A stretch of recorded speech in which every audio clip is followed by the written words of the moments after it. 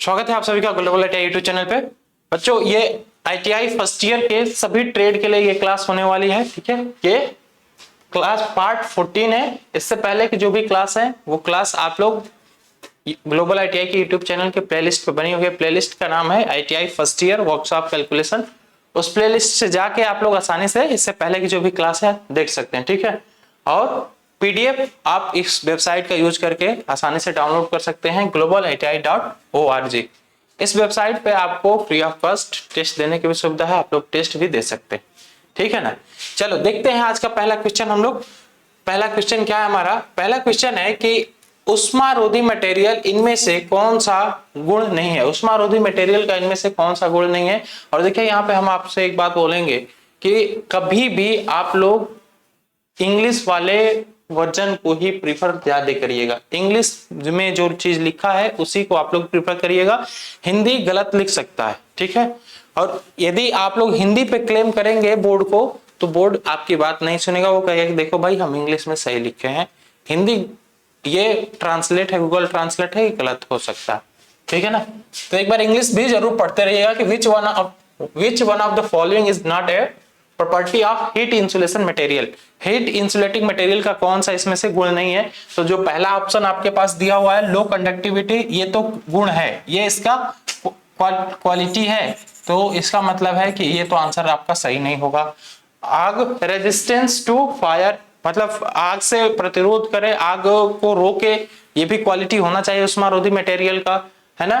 फिर अगला है कि लेस मॉइस्चर एब्जॉर्प्शन, मॉइस्चर कब एब्जॉर्ब करे? भाई मॉइस्चर अधिक एब्जॉर्ब करेगा तो वो तो एक तरह से कि उसका बैड क्वालिटी हो जाएगा ना इंसुलेटिंग मटेरियल का, तो ये भी इसका क्वालिटी है। ठीक, इसके बाद फिर डक्टिविटी ये हो जाएगा कि डक्टिविटी इंसुलेटिंग मटेरियल का क्वालिटी नहीं है। ऑप्शन डी एकदम करेक्ट हो जाएगा। ठीक है ना, डक्टिविटी तन्यता इंसुलेटिंग मटेरियल की क्वालिटी नहीं है। ये तो किसी मेटल की बात करते हैं ना, मेटल में टेंसाइल स्ट्रेंथ देखी जाती है, तो तन्यता की बात हम लोग मेटल में करते हैं। ठीक है, चलिए देखिए अगला क्वेश्चन है कि रेफ्रिजरेटर में व्यापक रूप से उपयोग किए जाने वाला मटेरियल कौन सा है। जो आपका रेफ्रिजरेटर है, रेफ्रिजरेटर के अंदर कौन सा मटेरियल डाला जाता है ठंडा करने के लिए कि जल्दी वो ठंडा करे, या फिर ये कहिए कि जब एक बार फ्रिज काफी अच्छे से चल जाता है तो कुछ देर तक उसमें ठंडा भी बना रहता है ना। तो उसके लिए कौन सा मटेरियल हम लोग यूज करते हैं? जो आपका थर्माकोल है, थर्माकोल तो सब लोग जानते हैं कि थर्माकोल किस लिए यूज किया जाता है। जो आपका पानी का बोतल है, अरे जो टेम्परेचर को मेंटेन किया रहता है कुछ देर तक, कुछ देर क्या लगभग 24 घंटे 28 घंटे तक मेंटेन किया रहता है। यदि आप उसमें ठंडा पानी रख देते हैं या फिर गर्म पानी रखते हैं तो गर्म ही बना रहता है बहुत देर तक, और यदि आप ठंडा पानी रख देते हैं तो ठंडा पानी भी काफी देर तक बना रहता है ना। तो वो होता है आपका थर्माकोल। तो थर्माकोल का यूज तो हम लोग बॉटल में या जो भी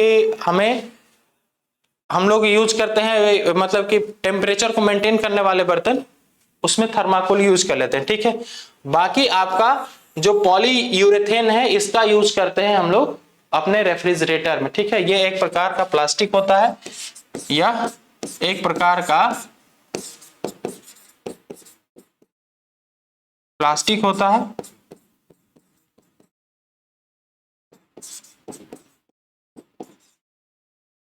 जो काफी फ्लेक्सिबल भी होता है। ठीक है, तो ये आपका ऑप्शन भी एकदम करेक्ट हो जाएगा। चलिए देखते हैं अगला है कि इनमें से कौन सा एक खराब उष्मारोधक है। यहाँ पे जो भी आपके सामने ऑप्शन दिए हुए हैं इसमें से कौन सा खराब उष्मारोधक है। उस खराब उष्मारोधक कहने का मतलब है कि ये कम ही टेम्परेचर पे जल्दी खराब हो जाए, या फिर अधिक टेम्परेचर को सहन न कर पाए, बियर ना कर पाए, बस ये आपको बताना है। तो इसमें से ऑप्शन देखते ही तुरंत आपको क्लियर हो जाएगा कि भाई कांच ऐसा मटेरियल है जो ज्यादा उष्मा को सहन नहीं कर पाता है ना। थोड़ा सा यदि कांच पे टेम्परेचर पड़ता है तो कांच जल्दी चटक जाता है या जल्दी फूट जाता है। ठीक है, तो ऑप्शन ए एकदम करेक्ट हो जाएगा। देखते हैं अगला क्वेश्चन हम लोग कि what is known for the temperature at which any solid melts into liquid. कोई भी सॉलिड मेल्ट हो जाता है लिक्विड में, मतलब कि एक सॉलिड मटेरियल है आपके पास, वो सॉलिड मटेरियल मतलब कि टेम्परेचर बढ़ाने पे गलने लगता है और गल के क्या हो जाता है, वो लिक्विड फॉर्म में चेंज हो जाता है। तो ये कौन सा क्वालिटी कहा जाता है मटेरियल का, तो इसको कहते हैं हम लोग गलनांक। भाई एक स्पेसिफिक टेम्परेचर पे यदि कोई मटेरियल गलने लगता है, कोई मटेरियल सॉलिड से लिक्विड में चेंज होने लगता है, परिवर्तित होने लगता है, तो उसी को हम लोग क्या कहते हैं, गलनांक कहते हैं। उसी टेम्परेचर को हम लोग गलनांक, मेल्टिंग पॉइंट भी कहते हैं। तो यहाँ पे ऑप्शन बी एकदम करेक्ट हो जाएगा। क्वथनांक क्या होता है कि कोई एक स्पेसिफिक टेम्परेचर पे जब कोई मटेरियल लिक्विड फॉर्म में चेंज तो पहले हो गया, तो वो हो गया हमारा गलनांक। इसके बाद जो लिक्विड फॉर्म में चेंज होने के बाद वो क्या होने लगता है, बॉयल होने लगता है। बॉयल होने लगेगा तो उस पॉइंट को हम लोग कहते हैं क्वथनांक या फिर बॉइलिंग पॉइंट। ठीक है, तो यहां पे आपसे पूछा है कि सॉलिड से लिक्विड में जा रहा है, सॉलिड से लिक्विड में जा रहा है, तो वो हो जाएगा आपका मेल्टिंग पॉइंट, है ना। चल अब देखिए यहां पे पूछा है कि what is the melting point of aluminium. Aluminium का मेल्टिंग पॉइंट क्या है। मेल्टिंग पॉइंट मतलब गलनांक पूछा है ना आपसे। मेल्टिंग पॉइंट मतलब क्या पूछा है आपसे, गलनांक पूछा है। मेल्ट हो जाता है मतलब कि सॉलिड से किस में चेंज हो रहा है, सॉलिड से ये चेंज हो रहा है लिक्विड में, है ना। तो गलनांक की यहाँ पे बात किया है। अब देखिए यहाँ पे हिंदी इसने क्या लिख दिया है, इसने हिंदी लिख दिया है क्वथनांक। इसीलिए मैं आपसे बोला हूं पहले ही कि आप लोग हिंदी वाले वर्जन को प्रिफर नहीं करोगे, आप लोग यहाँ पे प्रिफर करेंगे किसका, इंग्लिश वाले वर्जन का। ठीक है ना, आप इस पे चैलेंज भी नहीं कर सकते हैं बोर्ड को कि यहाँ पे क्वेश्चन गलत दिया हुआ था। आप लोग हमेशा इंग्लिश वाले को भी थोड़ा सा प्रिफर करते रहिए। चलिए देखते हैं, अब आपसे पूछा है क्या, गलनांक पूछा है। और किसका पूछा है भाई, एल्यूमिनियम का। एल्यूमिनियम का गलनांक पूछा है, तो एल्यूमिनियम का गलनांक कितना हो जाएगा आपका, 660 डिग्री सेल्सियस। देखिए मैं आपको एक टेबल दिखा दे रहा हूं, इस टेबल से आप लोग आसानी से याद रखिएगा, सारी जो भी आपके टेम्परेचर है सब टेम्परेचर याद रखिएगा। ठीक है, अब यहाँ पे कुछ मटेरियल मैं लिया हूं, सब बड़ा वाला टेबल है। हमारे साथ विवेक सर और शेख सर दोनों लोग बैठे हुए हैं, तो थोड़ा सा मस्ती करते रहते हैं हमारे साथ। ठीक है, चलिए यहाँ एल्यूमिनियम है। एल्यूमिनियम का देखिए मेल्टिंग पॉइंट कितना है, 660 डिग्री सेल्सियस है। और बॉइलिंग पॉइंट कितना है, 2519 है। देखो भाई सॉलिड से लिक्विड में चेंज हो रहा है तो ये तो कम टेम्परेचर पे हो सकता है, लेकिन अब उस लिक्विड को भी यदि बॉयल करना है, उस लिक्विड को भी यदि बॉयल करना है तो टेम्परेचर और बड़ा होना चाहिए, है ना। तो हमेशा एक बात याद रखिएगा कि मेल्टिंग पॉइंट का टेम्परेचर कम होगा और बॉइलिंग पॉइंट का टेम्परेचर अधिक होगा। जैसे एक बढ़िया एग्जांपल मैं आपको देता हूं, बर्फ एक क्या है भाई, बर्फ सॉलिड स्टेट है ना, वाटर का ही सॉलिड स्टेट है।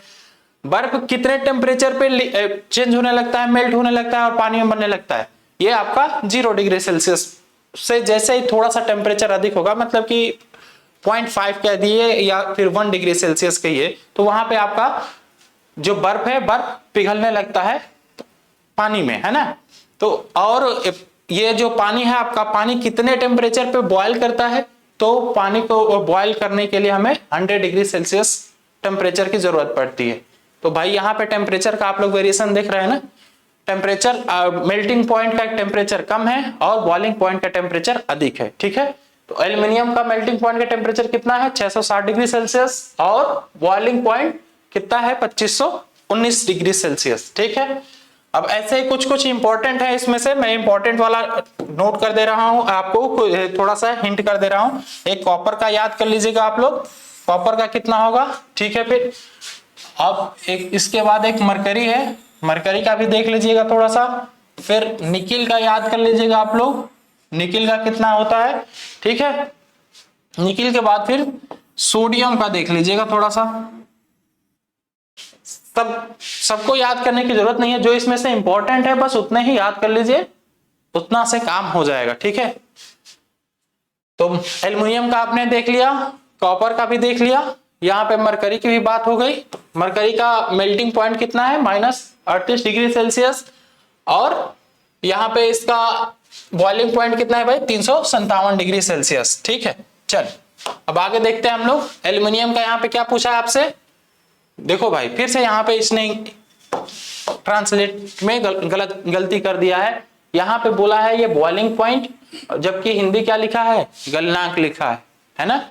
तो ये गलत लिखा हुआ है यहाँ पे। बॉइलिंग पॉइंट बोले तो क्या होगा, बॉइलिंग पॉइंट बोले तो ये होगा आपका क्वथनांक, क्वथनांक, ठीक है।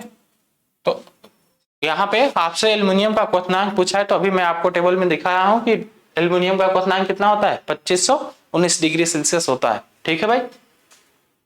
तो ये थोड़ा सा हिंदी इंग्लिश का जो वेरिएशन हो रहा है इसको थोड़ा देख लीजिएगा आप लोग, और ये कट करके इसको सीधा मतलब आप लोग अपडेट कर लीजिएगा इसको अपने पीडीएफ में, जो भी है जहां पे भी आप लोग क्वेश्चन लिखे होंगे। देखिए अगला क्वेश्चन है पानी का क्वथनांक कितना होता है। क्वथनांक यहाँ पे, हाँ बॉइलिंग पॉइंट लिखा है यहाँ पे बॉइलिंग लिखा है और यहाँ पे क्वथनांक लिखा है। इसका मतलब है कि ये इसका हिंदी सही है। तो पानी का सबको पता है कि पानी का कितना रहता है भाई, 100 डिग्री सेल्सियस होता है। ऑप्शन सी एकदम करेक्ट हो जाएगा। अब देखते हैं हम लोग नेक्स्ट क्वेश्चन में फिर पूछा है आपसे कि what is the melting point of mercury. Mercury का मेल्टिंग पॉइंट कितना होता है भाई, मर्क्यूरी का मेल्टिंग पॉइंट देखो फिर से यहाँ गलत लिख दिया इसने, ये थोड़ा सा सही कर लीजिएगा भाई मेरे, नहीं तो कहेंगे कि सर कुछ गलत ही बता दे रहे हैं क्या।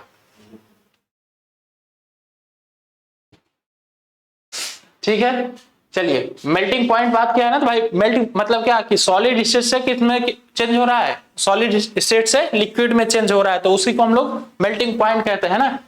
तो ये हो जाएगा आपका गलनांक हिंदी में। और मरकरी का गलनांक मैं अभी आपको दिखा रहा हूं कि मरक्यूरी का गलनांक कितना होता है, -38 डिग्री सेल्सियस, ऑप्शन डी।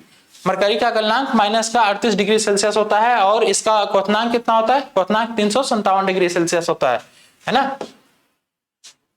तो नेक्स्ट क्वेश्चन में शायद यही पूछ ही दिया है, हाँ नेक्स्ट क्वेश्चन में आपसे बॉइलिंग पॉइंट ही पूछ दिया है, बॉइलिंग पॉइंट पूछा है। बॉइलिंग पॉइंट मतलब कि क्या पूछा है यार, क्वथनांक पूछा है ना, क्वथनांक पूछा है।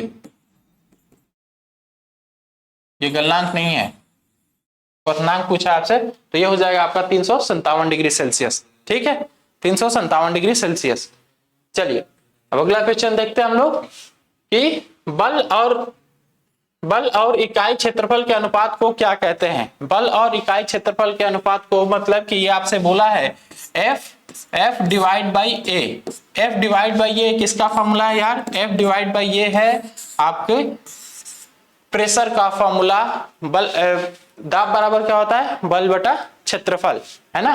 दाब बराबर होता है बल बटा क्षेत्रफल, तो यहां से प्रेशर का फॉर्मूला क्या बन जाएगा, प्रेशर का फॉर्मूला बन जाएगा कि बल बटा में क्षेत्रफल, ऑप्शन सी एकदम करेक्ट हो जाएगा। आपसे पूछा भी यही है कि बल और इकाई क्षेत्रफल, बल और इकाई क्षेत्रफल, इकाई क्षेत्रफल मतलब क्या बोल रहा है कि यदि ए की वैल्यू कितनी हो, ए की वैल्यू 1 हो, ए की वैल्यू 1 हो तो क्या हो जाएगा, उस समय हमारा जो प्रेशर है या जो दाब है वो किसके बराबर हो जाएगा, वो बराबर हो जाएगा बल के, वो बराबर हो जाएगा बल के। कब, जब इकाई क्षेत्रफल की हम लोग बात करेंगे, जब हमारा क्षेत्रफल क्या हो, इकाई हो, तो उस समय लगाया गया दाब बल के बराबर हो जाएगा, ठीक है। ऑप्शन सी एकदम करेक्ट हो जाएगा यहाँ पे। और वर्क का फॉर्मूला आपसे पूछे तो वर्क का फॉर्मूला क्या हो जाता है भाई, W = F × D, F × D बल इंटू बल गुणे क्या हो जाएगा यहाँ से, बल गुणे विस्थापन, यही होता है ना वर्क का फॉर्मूला, बल गुणे विस्थापन, ठीक है। पावर का फॉर्मूला क्या होता है, पावर का फॉर्मूला लिख लीजिए, P = क्या होता है यार, W/T, W/T। और इसको यदि आप लोग बल के फॉर्म में लिखना चाहेंगे तो क्या हो जाएगा, F × D/T, F × D/T, ठीक है। बाकी प्रेशर का तो मैं आपको लिख ही दिया हूं, ठीक है। तो ये था आपका आज का ऑब्जेक्टिव क्वेश्चन वर्कशॉप कैलकुलेशन का। बाकी अब हम लोग नेक्स्ट क्लास में देखेंगे।